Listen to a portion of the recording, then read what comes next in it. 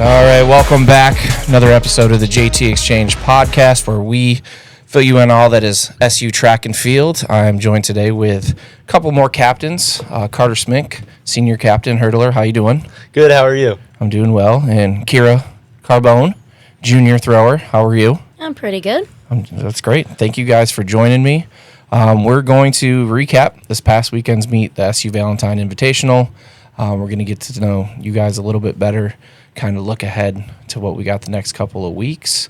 So let's get into it. So this past weekend we hosted the SU Valentine Invite, which was a pretty large meet to say the least. We had 18 schools here, a lot of good competition. Carter, on your side, you matched your lifetime best in the hurdles, yes, which is very exciting. Can you tell us a little bit about how your year's been going in regards with hurdles and how you got to that? Yeah, so especially with indoor season, it seems like I always start off a little slow. The first couple meets really takes me a while to get into the swing of things. But I think the past 2 or 3 meets, I started to finally find my groove. And I know last week I ran 8:24. This past week I ran 8:23, which ties my lifetime best. So I'm just hoping to improve on that. Looking forward to champs. Yeah, very consistent, which is great.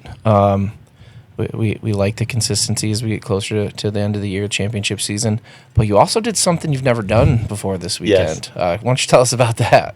Yeah, so I triple jumped for the first time ever. Sort of out of nowhere, I started doing the bounding drills on Monday with you, and then we worked a little bit more on Wednesday, I think it was. And then, Saturday we went and triple jumped. Yeah, we're anticipating that the men's team, championship this year is going to be pretty tight. So any way we can try to find, points here or there. We auditioned quite a few people. You seem to kind of take it as a natural, if you will. Your first jump was a big jump. I think it was probably like 1250, 13 meters, but you fouled it. Yeah. Right? And then your second jump. The second jump was bad. Yeah, I think you got in your head a little bit. Yeah. Panicked, but third jump, we got it in. It was, 1199, just short of 12. So got the mark. Thank you for taking that on. I love to step up. Yeah, it was fun to watch actually, and I'm excited to see kind of how you progress there in the next couple of weeks.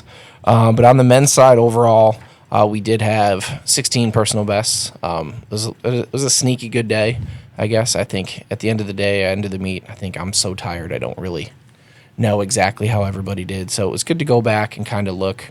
On the women's side, we had 11 personal bests. Another school record. Kendall has now broken her school record 4 weeks in a row. We get it, Kendall. Yeah. But Keira, why don't you share your experience? I know you didn't PR this weekend. No. But you were very close in at least weight. Yeah. I think weight you were within 15 centimeters or so. What about shot put? Shot, bit of a rocky day. Yeah. Not my best, but it's okay. Brush it off. We did see quite a few personal bests from the throws group. I know like Luke Westlake had a double PR in shot and weight. James Cook, double PR shot and weight. And then Bradley Younts for the men, he had a huge PR in weight. Yeah. Went over 13 meters. Then on the women's side, we still have both Avas had PRs.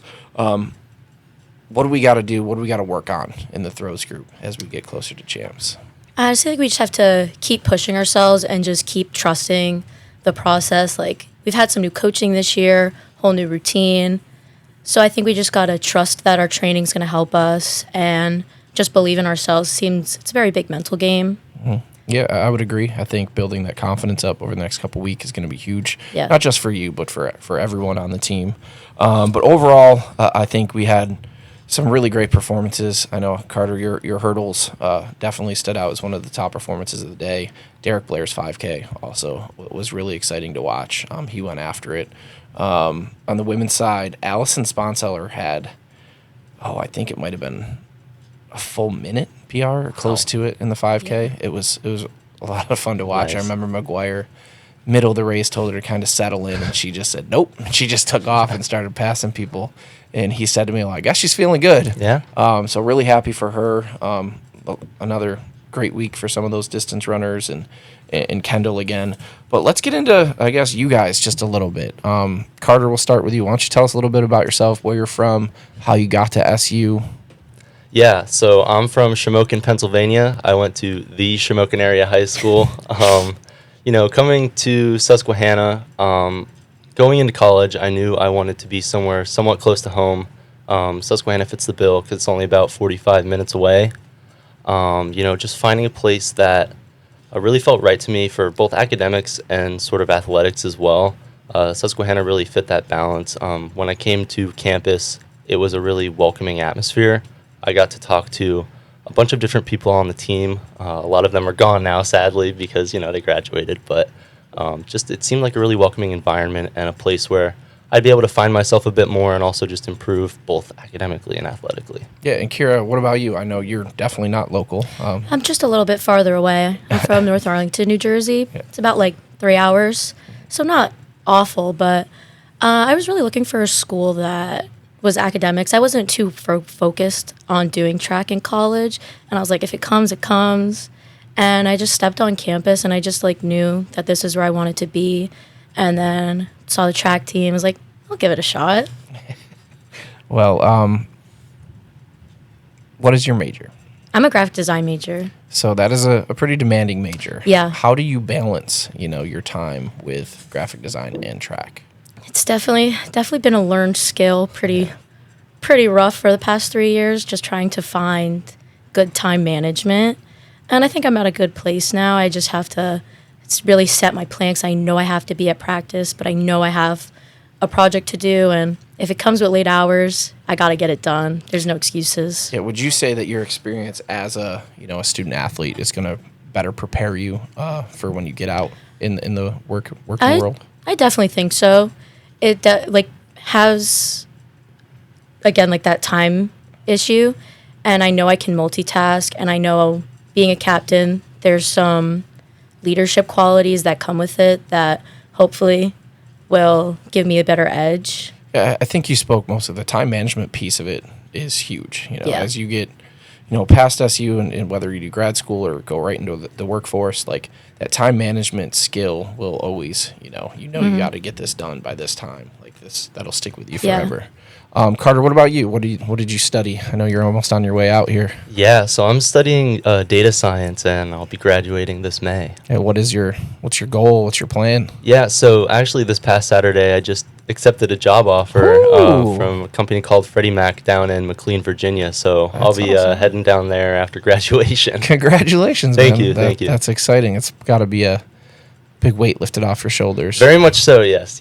Especially, the fall semester, I was working on my capstone and then also job hunting, and it's a lot, but I'm glad to, finally move on to more different kinds of stress that are hopefully a bit better. That's awesome, man. Well, congratulations. Thank you. Let's do some quick fire questions. Keira, where's your favorite place to compete? Indoor, probably NAS. Well, besides home. And outdoor? Home. Besides home. I liked your sinus when we went last year. Okay. And Carter, what about you? Indoor, give me the Armory. Yeah. I like the Armory. I do too. And outdoor? If you can't say home, then Moravian. You lay down some good times at Moravian. Yeah, we tend to have some good performances there. It's definitely, even with the resurfacing, it's still a pretty fast track. Carter, what is your go-to night before pre-meet meal? Okay, so it's either Chipotle, I'll get a Chipotle burrito, or some type of pasta. Beef or One chicken? or the other. Beef or chicken? Chicken. Chicken. Yeah, chicken in the burrito. Okay, what about you? Chipotle bowl. Chipotle. Oh my God.